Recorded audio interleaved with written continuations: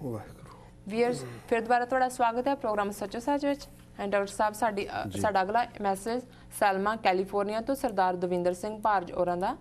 ਇਹਨਾਂ ਨੂੰ ਪ੍ਰੋਗਰਾਮ ਸੱਚੋ ਸੱਚ ਸਾਹਿਬ ਮੇਰਾ ਨੀਤ ਨਵਾਂ ਵਾਂਗ ਹਰ ਰੋਜ਼ ਤਰੋ ਤਾਜ਼ਾ ਕਰਨ ਵਾਲਾ ਲੱਗਦਾ ਹੈ।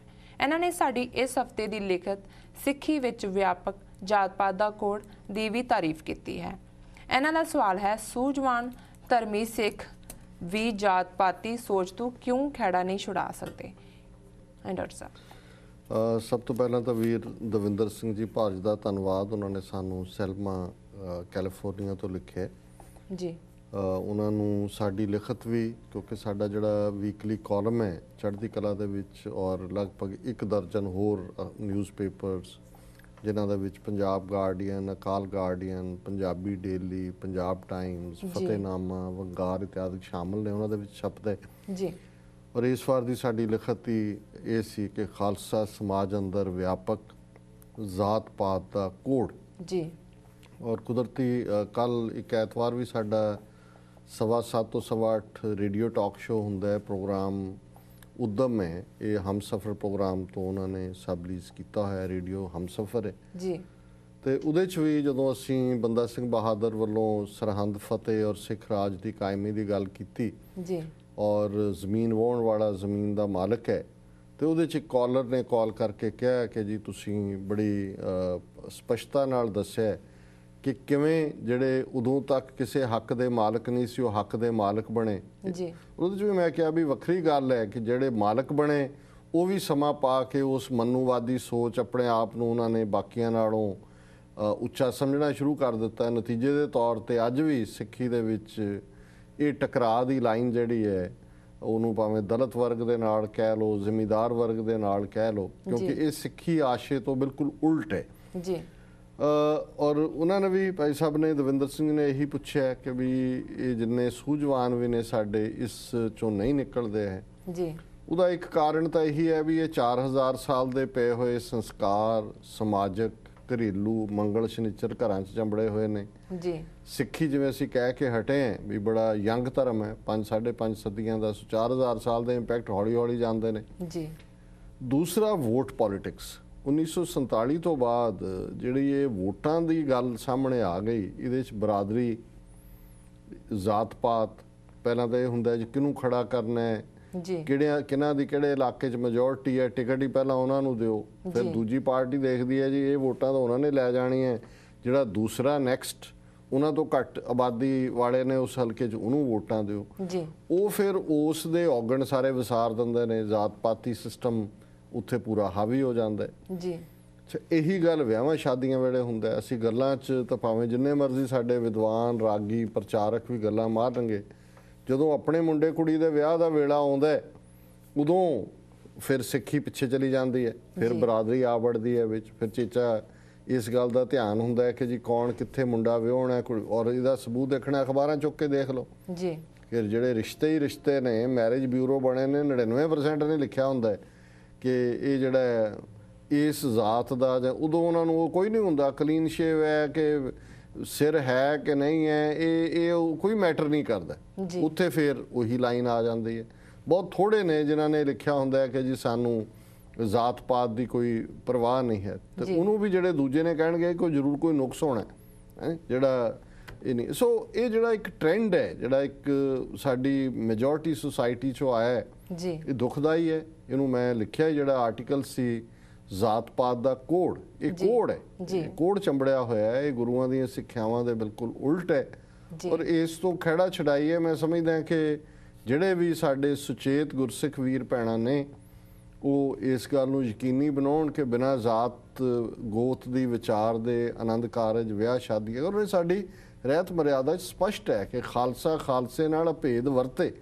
ਮਤਲਬ ਹੀ ਇਹ ਸੀ ਖੰਡੇ ਬਾਟੇ ਦੇ ਅੰਮ੍ਰਿਤ ਦਾ, ਜਦੋਂ ਇੱਕ ਬਾਟੇ 'ਚੋਂ ਅਸੀਂ ਮੂੰਹ ਲਾਉਂਦੇ ਹਾਂ, ਅੰਮ੍ਰਿਤ ਲੈਂਦੇ ਹਾਂ, ਤੇ ਫਿਰ ਗੁਰੂ ਕਲਗੀਧਰ ਦਾ ਤਾਂ ਫਰਮਾਨ ਹੀ ਇਹ ਸੀ ਕਿ ਅੱਜ ਤੋਂ ਤੁਹਾਡੀ ਕੁਲ ਨਾਸ, ਕਰਮ ਨਾਸ, ਕ੍ਰਿਤ ਨਾਸ, ਵਰਣ ਨਾਸ, ਭਰਮ ਨਾਸ, ਤੁਸੀਂ ਖਾਲਸਾ ਹੋ। ਪਰ ਅਸੀਂ ਤਾਂ ਮੰਨੂ ਦੇ ਪੁੱਤਰ ਬਣੇ ਹੋਏ ਹਾਂ, ਅਸੀਂ ਨਹੀਂ ਨਿਕਲੇ ਹੈ। ਸੋ ਇਹ ਹਕੀਕਤ ਹੈ। ਸੋ ਮੇਰਾ ਖਿਆਲ ਹੈ ਵੀ ਜੇ ਇਹਦੇ ਵੱਲ ਕੋਈ ਧਿਆਨ ਅਸੀਂ ਦਿਆਂਗੇ ਤੇ ਹੌਲੀ ਹੌਲੀ ਤਬਦੀਲੀ ਹੋਏਗੀ ਸਮਾਂ ਪਾ ਕੇ। ਜੀ ਡਾਕਟਰ ਸਾਹਿਬ, ਇਹ ਮੈਸੇਜ ਸਰੀ ਕੈਨੇਡਾ ਤੋਂ ਸਰਦਾਰ ਬਚਿੱਤਰ ਸਿੰਘ ਸੰਧੂ ਜੀ ਦਾ ਹੈ। ਇਹਨਾਂ ਨੇ ਪ੍ਰੋਗਰਾਮ ਸੱਚੋ ਸੱਚ ਦੀ ਦਿਲ ਖੋਲ ਕੇ ਤਾਰੀਫ ਕੀਤੀ ਹੈ। ਇਹਨਾਂ ਦਾ ਸਵਾਲ ਹੈ, ਸਿੱਖਾਂ ਨੂੰ ਸੰਤ ਭਿੰਡਰਾਂਵਾਲੇ ਦੇ ਰੂਪ ਵਿੱਚ ਇੱਕ ਇਮਾਨਦਾਰ ਲੀਡਰ ਮਿਲਿਆ ਸੀ ਜਿਹੜਾ ਸਰਕਾਰ ਨੇ ਮਾਰ ਮੁਕਾਇਆ। ਕੀ ਇੱਕ ਇਮਾਨਦਾਰ ਲੀਡਰ ਤੋਂ ਬਿਨਾਂ ਕੋਈ ਪ੍ਰਾਪਤੀ ਸੰਭਵ ਹੋ ਸਕਦੀ ਹੈ? ਸਰ ਬਚਿੱਤਰ ਸਿੰਘ ਜੀ ਸੰਧੂ ਦਾ ਬਹੁਤ ਬਹੁਤ ਧੰਨਵਾਦ। ਉਹਨਾਂ ਨੇ ਸਾਨੂੰ ਲਿਖਿਆ ਸਰੀ ਤੋਂ ਕੈਨੇਡਾ ਤੋਂ ਜੀ। ਦੇਖੋ, ਸੰਤ ਤਾਂ ਆਪਣੀ ਨਿਭਾਗ ਹੈ ਜੀ, ਉਹਨਾਂ ਨੇ ਜੂਝ ਕੇ ਸ਼ਹੀਦੀ ਪਾਈ, ਸਰਕਾਰ ਨੇ ਆਪਣਾ ਕੰਮ ਕੀਤਾ। ਸਰਕਾਰਾਂ ਔਰ ਖਾਸ ਤੌਰ ਤੇ ਜਿਹੜੀ ਹਿੰਦੂਤਵਾ ਦਾ ਏਜੰਡਾ ਹੈ ਉਹ ਤੁਹਾਨੂੰ ਕਿਉਂ ਇਮਾਨਦਾਰ ਲੀਡਰ ਰਹਿਣ ਦਿੰਦੇ ਤੁਹਾਡੇ ਕੋਲ? ਕਿਉਂਕਿ ਦੁਸ਼ਮਣ ਹੈ, ਦੁਸ਼ਮਣ ਬਾਤ ਕਰੇ ਅਨਹੋਣੀ, ਦੁਸ਼ਮਣ ਨੇ ਅਨਹੋਣੀ ਕਰਨੀ ਹੈ ਜੀ। ਸੋ ਉਹਨਾਂ ਨੇ ਲੌਂਗੋਵਾਲ, ਬਾਦਲ, ਤਲਵੰਡੀ, ਟੌੜੇ, ਬਰਨਾਲੇ ਇਹ ਤੁਹਾਡੇ ਲੀਡਰ ਬਣਾਏ ਹੋਏ ਨੇ ਜੀ। ਪਹਿਲਾਂ ਕੋਈ ਮਰ ਗਏ, ਕੋਈ ਰਹਿ ਗਏ, ਇਹ ਮਰ ਗਏ, ਉਹਨਾਂ ਦੇ ਅੱਗੋਂ ਬਚੁੰਗੜੇ ਆ ਗਏ ਨੇ, ਉਹ ਲਈ ਫਿਰਨਗੇ ਜੀ। ਸੋ ਮੈਂ ਇਹ ਸਮਝਦਾ ਹਾਂ ਕਿ ਵੀ ਇੱਕ ਜਦੋਂ ਕੋਈ ਗੁਰੂ ਵੱਲੋਂ ਵਰਸਾਇਆ ਪੁਰਸ਼ ਆਉਂਦਾ ਹੈ, ਉਹ ਭਾਵੇਂ ਬਾਬਾ ਬੰਦਾ ਸਿੰਘ ਬਹਾਦਰ ਸੀ ਉਸ ਪੀਰੀਅਡ 'ਚ, ਅੱਜ ਸੰਤ ਜਰਨੈਲ ਸਿੰਘ ਨੇ ਜੀ, ਉਹ ਆਪਣਾ ਕੰਮ ਕਰ ਜਾਂਦੇ ਨੇ। ਉਹਨਾਂ ਨੇ ਸ਼ੇਕ ਕੀਤਾ ਹਕੂਮਤ ਨੂੰ, ਕੌਮ ਨੂੰ ਵੀ ਸੁੱਤੀ ਨੂੰ ਜਗਾਇਆ ਜੀ।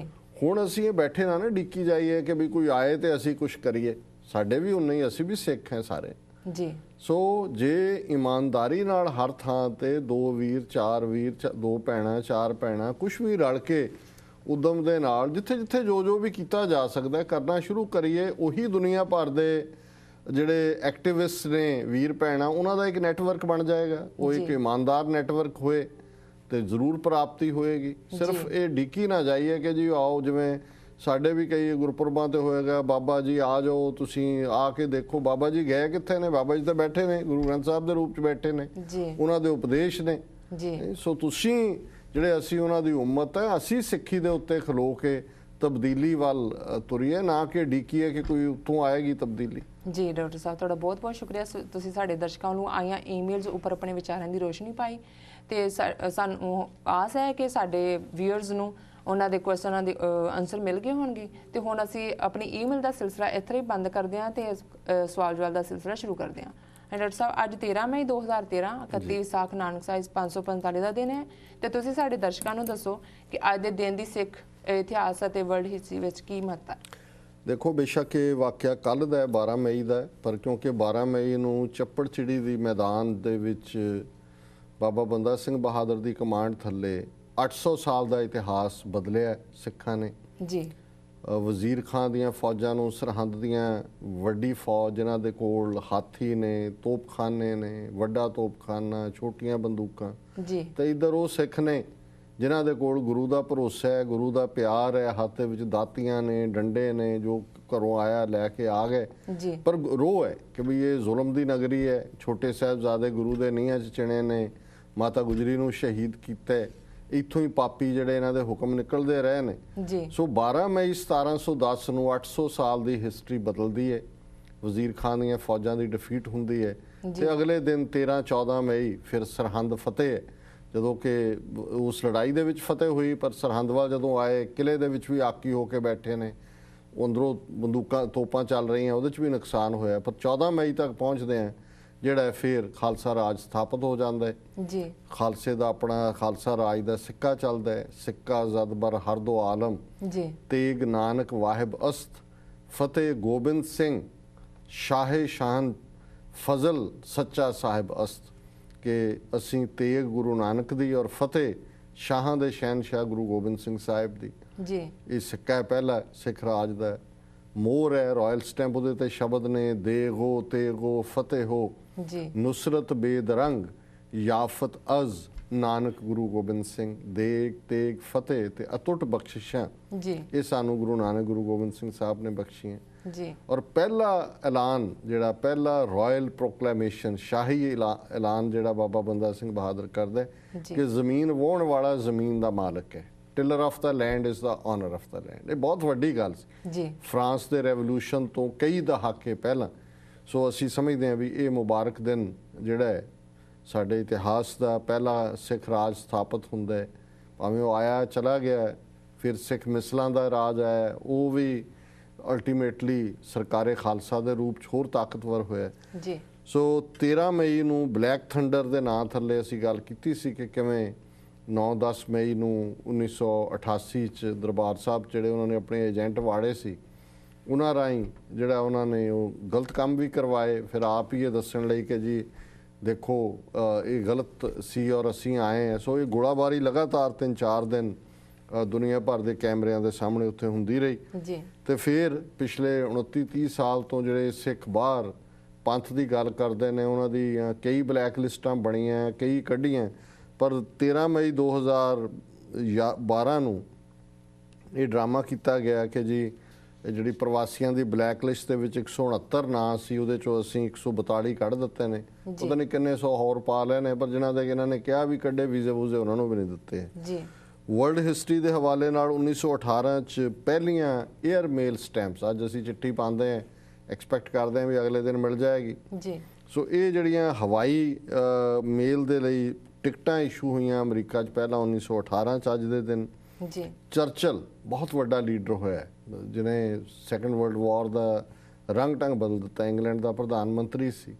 ਇੱਕ ਸਟੇਜ ਸੀ ਕਿ ਲੰਡਨ ਦੇ ਉੱਤੇ ਹਜ਼ਾਰਾਂ ਦੀ ਗਿਣਤੀ 'ਚ ਰੋਜ਼ਾਨਾ ਉਹਨਾਂ ਦੇ ਜਰਮਨਾਂ ਦੇ ਜਹਾਜ਼ ਬੰਬ ਸੁੱਟਦੇ ਸੀ ਜੀ, ਔਰ 4 ਚੁਫੇਰੇ ਮੌਤ ਦਾ ਨਾਚ ਹੋ ਰਿਹਾ ਸੀ। ਔਰ ਉਸ ਦੁੱਖ ਦੀ ਘੜੀ ਵੀ, ਔਰ ਇਹ ਲੀਡਰ ਦਾ ਰੋਲ ਹੁੰਦਾ ਹੈ ਕਿ ਕਿਵੇਂ ਉਹ ਲੋਕਾਂ ਦਾ ਮਨੋਬਲ ਕਾਇਮ ਰੱਖਦੇ। ਚਰਚਲ ਦੀ ਇੱਕ ਸਪੀਚ ਹੈ ਅੰਗਰੇਜ਼ੀ ਦੀ, ਜਿਹਦੇ ਸ਼ਬਦ ਅੱਜ ਵੀ ਹਿਸਟੋਰੀਕਲੀ ਬੜੇ ਇੰਪੋਰਟੈਂਟ ਨੇ। ਉਹਨੇ ਕਿਹਾ, I have nothing to offer but blood, toll, tears and sweat। ਕਿ ਆਪਣੇ ਲੋਕਾਂ ਨੂੰ ਕਿਹਾ ਕਿ ਮੈਂ ਬੇਬਸ ਹਾਂ, ਮੈਂ ਤੁਹਾਨੂੰ ਕੁਝ ਨਹੀਂ ਦੇ ਸਕਦਾ ਸਿਵਾਏ ਖੂਨ ਦੇ, ਤੁਹਾਡਾ ਐਫਰਟ, ਯਤਨ, ਅਥਰੂ ਤੇ ਤੁਹਾਡਾ ਪਸੀਨਾ। ਸੋ 1952 ਚ ਪਹਿਲੀਆਂ ਚੋਣਾਂ ਪਾਰਲੀਮੈਂਟ ਦੀਆਂ ਹੋਈਆਂ, ਸੰਵਿਧਾਨ ਬਣਨ ਤੋਂ ਬਾਅਦ 1950 ਚ ਲਾਗੂ ਹੋਇਆ ਸੀ, ਨਹਿਰੂ ਪ੍ਰਧਾਨ ਮੰਤਰੀ ਬਣਿਆ। ਤੇ 1979 ਦੇ ਵਿੱਚ ਸ਼ਾਹ ਆਫ ਈਰਾਨ, ਜਿਹੜੀ ਉਹਨਾਂ ਦੀ ਡਾਇਨੈਸਟੀ ਕਈ ਲੰਮੇ ਸਮੇਂ ਤੋਂ ਚੱਲ ਰਹੀ ਸੀ, ਆਇਤੁੱਲਾ ਖਮੀਨੀ ਨੇ ਜਾ ਕੇ ਈਰਾਨ ਦੀ ਕ੍ਰਾਂਤੀ ਲਿਆਂਦੀ, ਰੈਵੋਲੂਸ਼ਨ ਲਿਆਂਦਾ ਔਰ ਸ਼ਾਹ ਈਰਾਨ ਦੀ ਫੈਮਿਲੀ ਨੂੰ ਤਹਿਰਾਨ ਦੇ ਵਿੱਚ ਮੌਤ ਦੀ ਸਜ਼ਾ ਸੁਣਾਈ। ਸ਼ਾਹ ਤਾਂ ਨਿਕਲ ਗਿਆ, ਕੁਛ ਮਾਰੇ ਗਏ, ਔਰ ਉਹ ਜਿਹੜੇ ਰੁਲ ਰਲ ਗਏ, ਜਿਹੜੇ ਕਦੇ ਬਾਦਸ਼ਾਹ ਸੀ, ਅਰਸ਼ ਦੇ ਉੱਤੇ ਸੀ, ਉਹ ਫਰਸ਼ ਦੇ ਉੱਤੇ ਆੜ ਗਿਆ। ਜੀ ਡਾਕਟਰ ਸਾਹਿਬ, ਤੁਹਾਡਾ ਬਹੁਤ ਬਹੁਤ ਧੰਨਵਾਦ। ਤੇ ਹੁਣ ਵਕਤ ਹੋ ਗਿਆ ਇੱਕ ਛੋਟੇ ਬ੍ਰੇਕ ਦਾ। ਵੀਅਰਸ ਦੇ ਸਾਡੇ ਨਾਲ ਇਸ ਤਰ੍ਹਾਂ ਹੀ ਜੁੜੇ ਰਹੋ, ਮਿਲਦੇ ਆ ਇੱਕ ਛੋਟੇ ਬ੍ਰੇਕ ਤੋਂ ਬਾਅਦ।